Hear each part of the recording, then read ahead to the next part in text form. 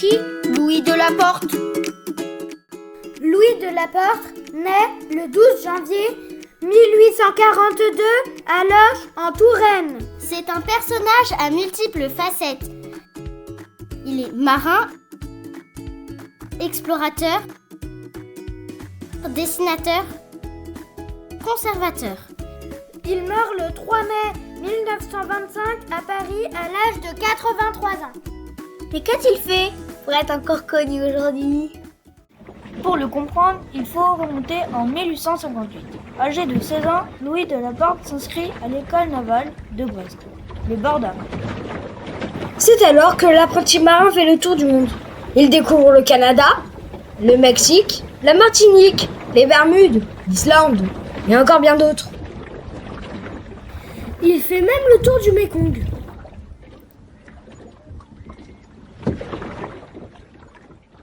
De 1866 à 1868, il participe à la mission d'exploration du Mékong en tant que dessinateur talentueux.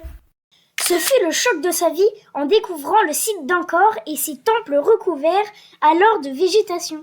C'est là qu'il commence à les dessiner. De retour en France, il n'a plus qu'une idée, les étudier et faire connaître au grand public français la grandeur de l'arc-mer, alors totalement inconnue.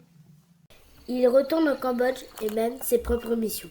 D'abord en 1873 où il constitue la première collection d'arc-mer en France, en rapportant des éléments de décor, des sculptures et aussi des moulins. Puis en 1881-1882, malheureusement il tombe gravement malade et ne peut plus retourner dans ce pays qu'il aimait tant.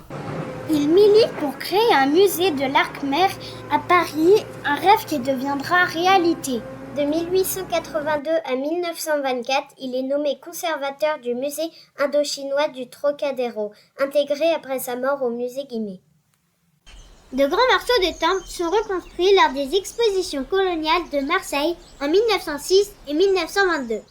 Jusqu'à l'exposition coloniale de Paris en 1931 et son temple d'Angkor Wat grandeur nature. Si de la Porte est mort, la mission qu'il s'était donnée a été réalisée.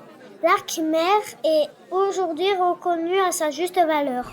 Les collections du Musée national des arts asiatiques, Guinée, lui doivent beaucoup. Et les ruines du temple d'Angkor sont classées depuis 1992 au patrimoine mondial de l'UNESCO.